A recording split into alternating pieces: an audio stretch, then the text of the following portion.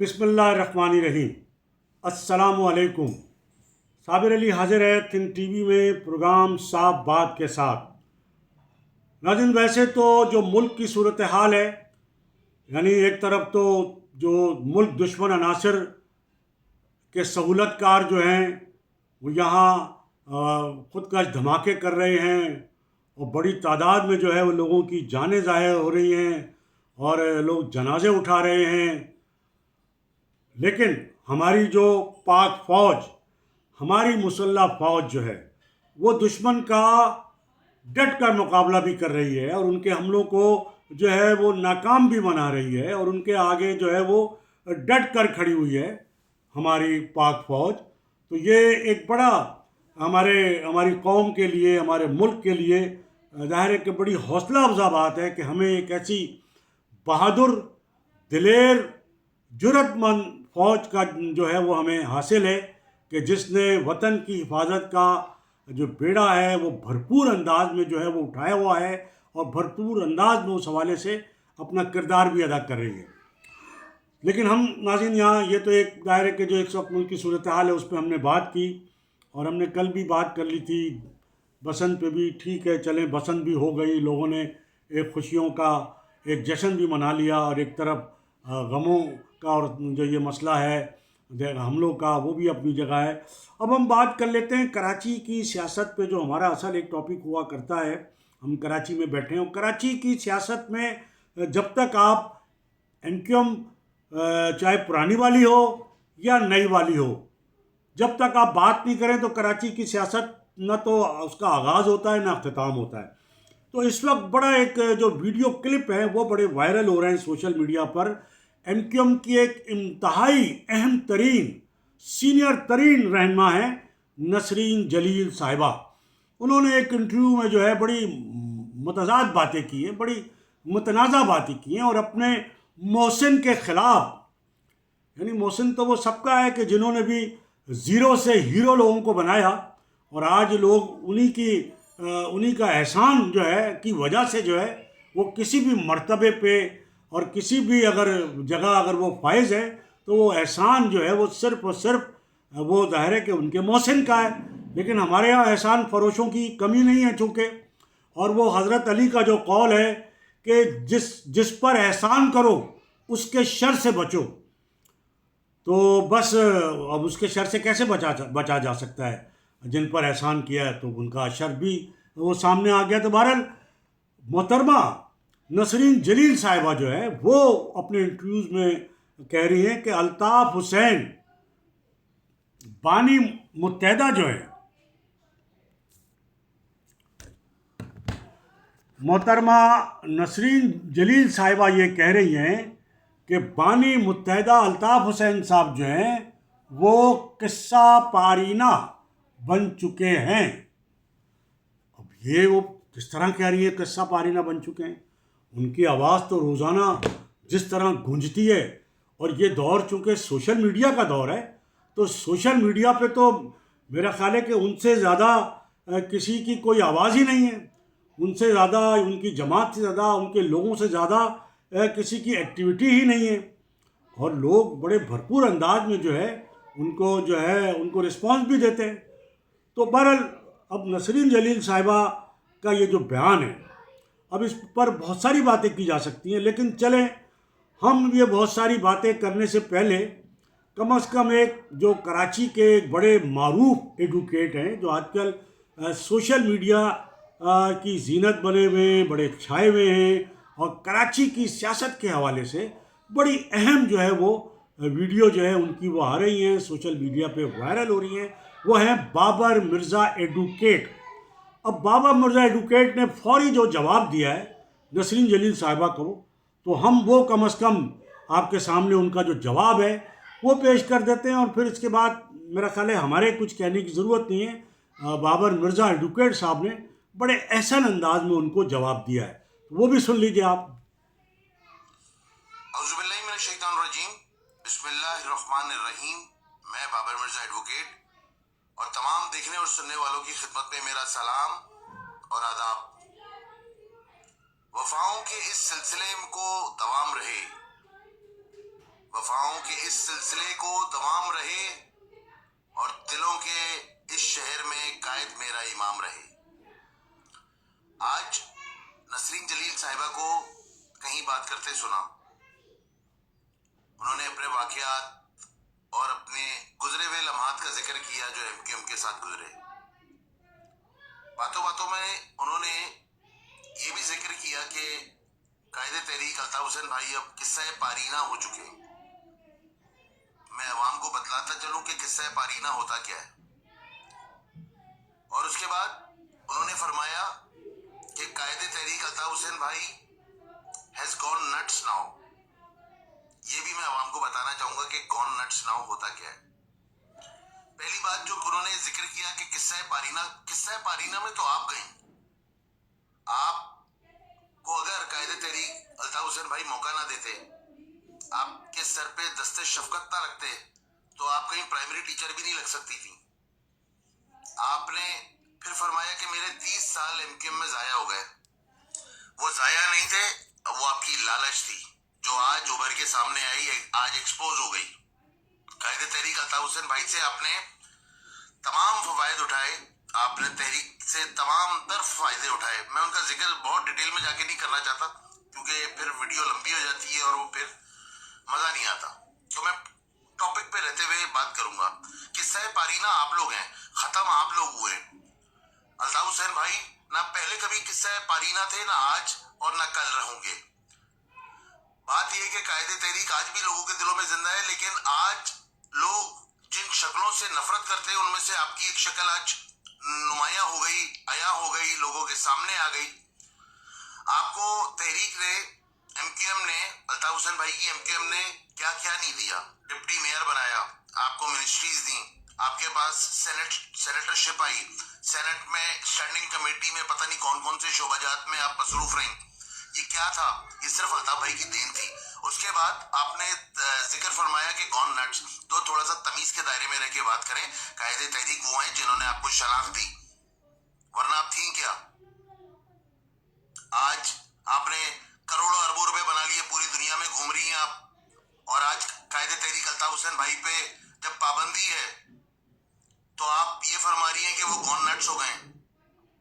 तो बात ये है कि लहजे से फिजाओं में जो खुशबू घोल सकते हैं, लहजे से फिजाओं में जो खुशबू घोल सकते हैं, अभी भी कुछ लोग बाकी हैं जो उर्दू बोल सकते हैं। अल्हम्दुलिल्लाह महाजिर कौम में अभी ऐसे सबूत जिंदा हैं जो इंग्लिश भी समझते हैं और उर्दू भी समझते हैं और आपको जवाब देना भी जानते हैं। बहुत शुक्रिया। ये नाज़रीन बड़ी ज़ाहिर है कि दिलों की तर्जुमानी जिसे कहते हैं वो की है बाबर मिर्ज़ा एडवोकेट साहब ने। और ऐसे वक्त में अगर कोई किसी के फेवर में अगर कहे कि जब वो बुरे वक्त में हो और दुनिया उसकी मुखालिफ हो, बहुत सारे उस पर इल्ज़ामात हों, जब अपने भी वो अपने जिनको ज़ीरो से हीरो बनाया हो, वो अपने जो दो पट्टी की चप्पल में आए थे और आज वो करोड़ों नहीं अरबों रुपए की जायदाद रखते हैं, अरबों रुपए की। तो ऐसे दौर में ऐसे लोग जिनको एमक्यूएम ने कुछ भी नहीं दिया, यानी बाबर मिर्ज़ा एडवोकेट एमक्यूएम के ज़माने में कभी नाम भी नहीं सुना था हमने, और बाबर मिर्ज़ा एडवोकेट को कभी काउंसलर भी नहीं बनाया, हमने तो नहीं सुना, कोई मनसब नहीं, और कभी उनके मुंह से मतलब उनका नाम ही नहीं था। तारीफ क्या करते वो उस दौर में जब तारीफ का दौर था।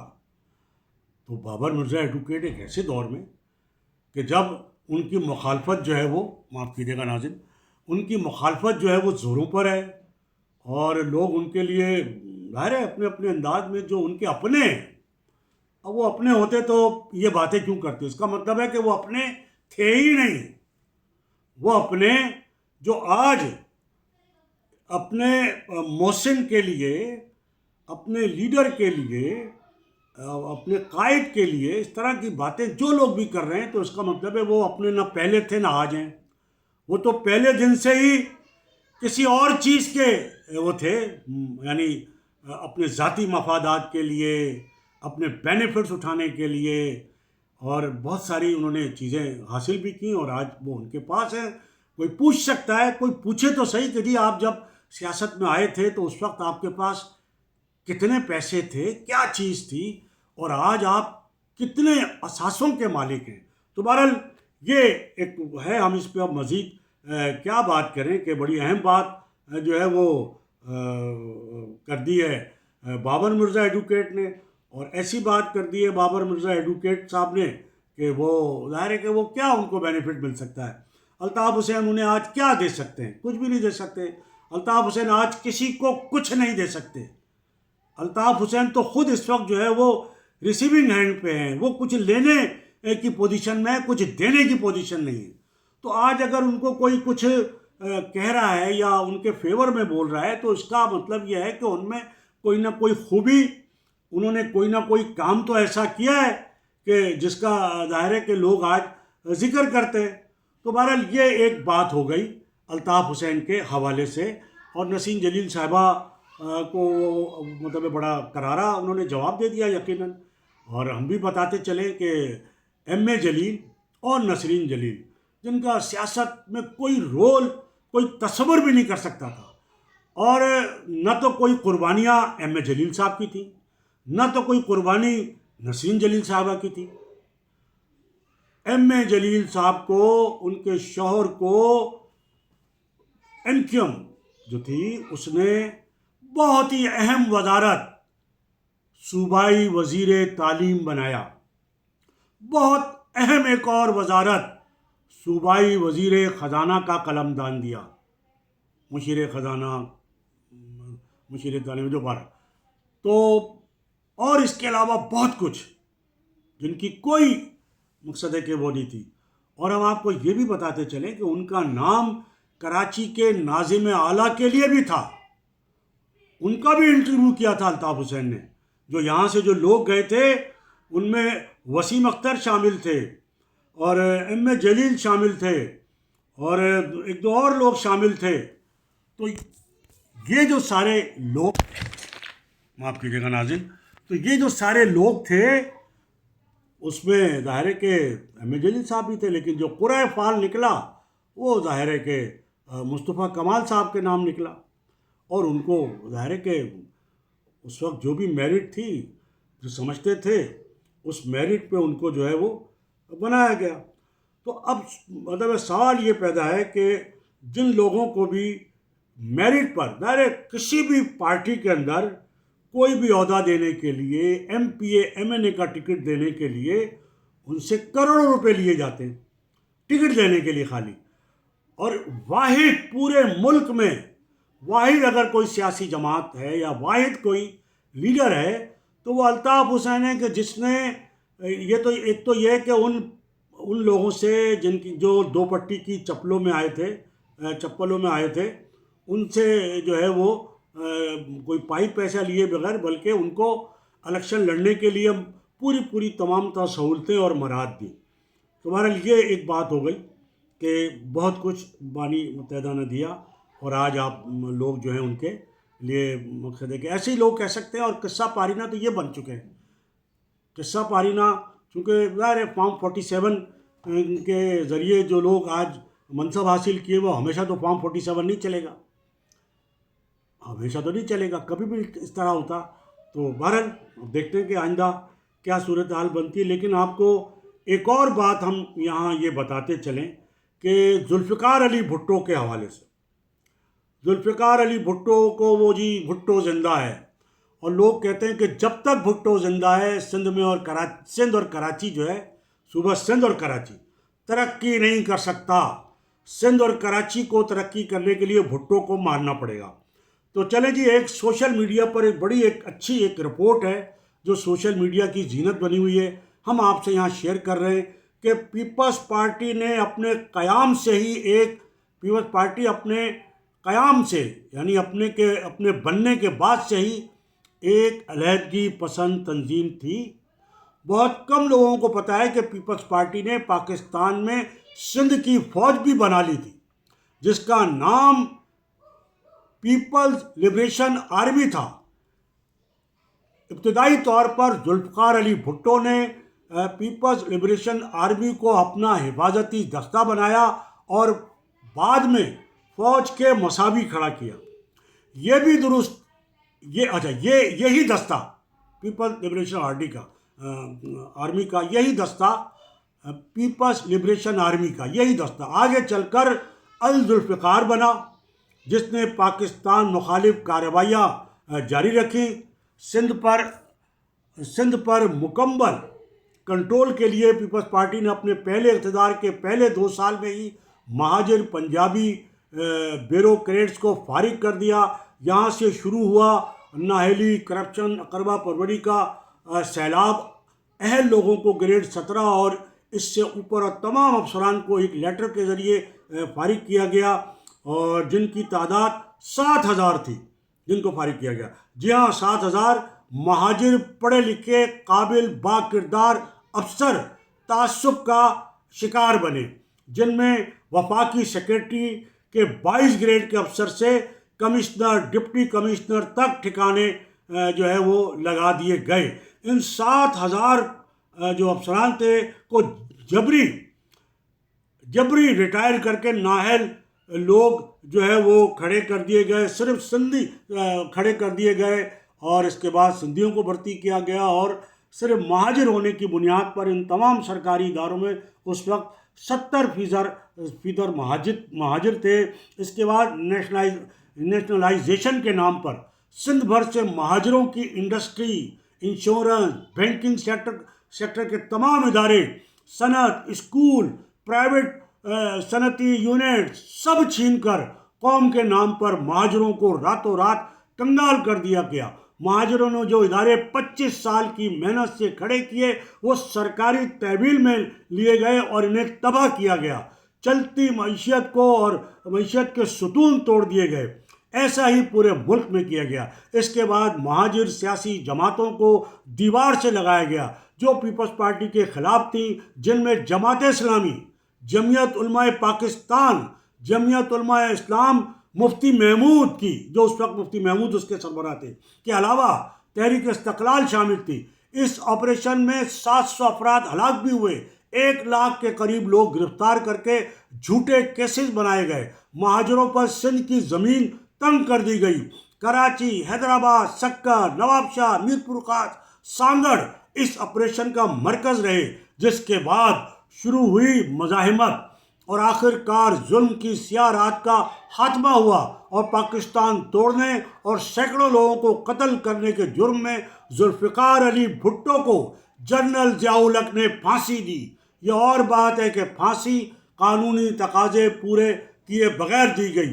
پیپلز پارٹی کی پوری تاریخ جو ہے وہ آمریت، جبر، ظلم و بربریت اور قتل و غارت گری سے بھری ہوئی ہے۔ یہ ہے پیپلز پارٹی کی تاریخ۔ تو اب ایک اور بھی اس حوالے سے خبر ہے پیپلز پارٹی کے حوالے سے کہ ذوالفقار علی بھٹو نے ایک جھوٹا جو ہے وہ ایک جھوٹا کلیم داخل کیا، اور وہ کلیم داخل کر کے کئی گنا رقم حاصل کی۔ سابق صدر ایوب خان نے اپنی ڈائری میں لکھا ہے، یہ کوئی اور نہیں کہہ رہا، سابق صدر جو فیلڈ مارشل تھے ایوب خان، انہوں نے اپنی ڈائری میں لکھا ہے کہ 19 نومبر 1965 کو بھارتی راجیہ سبھا میں بھارتی وزیر بحالیات مہادیر نے بھٹو پر الزام لگایا تھا کہ انہوں نے بھارت میں اپنی پراپرٹی کے حصول کے لیے عدالت میں مقدمہ دائر کیا، تو دوسری طرف پاکستان میں انہوں نے کلیم فارم پر اقرار کیا تھا کہ میں اللہ کو حاضر ناظر جان کر حلف اٹھاتا ہوں کہ میں مہاجر ہوں، اور میں نے بمبئی سے، جو اب ممبئی ہے، ممبئی سے ہجرت کی تھی، جہاں میرا ایک ہوٹل اور ایک مکان تھا، اس لیے مجھے اس کا کلیم دیا جائے۔ حکومت پاکستان نے انہیں کراچی میں ایک ہندو کا متروکہ بنگلہ دینے کا کہا، لیکن انہوں نے نقد رقم طلب کی، اور کلیم آفیسر نے قیمت 5,40,000 روپے کی تصدیق کی تھی۔ بھٹو اس وقت اسکندر مرزا کی حکومت میں وفاقی وزیر تھے، اس لیے انہوں نے اپنا اثر و رسوخ استعمال کر کے 18 ستمبر 1957 کو 4 لاکھ کی بجائے 45 لاکھ روپے وصول کیے تھے۔ ایک طرف جھوٹا کلیم لینے والا بھٹو اور ایک سندھی، اور دوسرے طرف ایک مہاجر لیاقت علی خان اپنی کھربوں کی حقیقی جائیداد کے بدلے ایک پلاٹ بھی نہیں لیا، تو بتائیے عظیم کون تھا؟ یہ سوال ہے کہ بتائیے عظیم کون تھا۔ تو چلیں یہ بات ہو گئی۔ اب دوسری جو ہے ایک بات ہے وہ ہم یہاں ضرور کرتے، لیکن چونکہ اس وقت ہم چاہتے ہیں کہ آپ کو ایک ٹائم کے اندر اندر ہی آپ کو ہم بتائیں، تو خالد مقبول صدیقی کا آج ایک بیان ہے، اس پر بھی ہم بات کرتے اور بالکل کریں گے، اگلی اس پہ کر لیں گے۔ اور تو یہ تو تھا مہاجروں یعنی پیپلز پارٹی کا مہاجروں کے ساتھ ظلم، اور جو انہوں نے جعل سازی کی بھٹو صاحب نے، جس کو یہ بڑا عظیم لیڈر کہتے ہیں۔ بہت ساری خامیاں کوتاہیاں ظاہر ہے سب سے ہوئی ہیں۔ تو ناظرین یہ ہماری آج کی گفتگو۔ اس سے پہلے کہ میں آپ سے اجازت لوں، ایک بار پھر آپ سے ریکویسٹ کہ ہمارے چینل کو سبسکرائب ضرور کر لیں، وہ جو اوپر آ رہا ہے بیل آئیکن کا بٹن ضرور دبا دیں، اور ہماری حوصلہ افزائی کا یہ واحد ذریعہ۔ اس کے ساتھ ہی آج کی اس نشست سے صابر علی کو اجازت۔ اللہ حافظ۔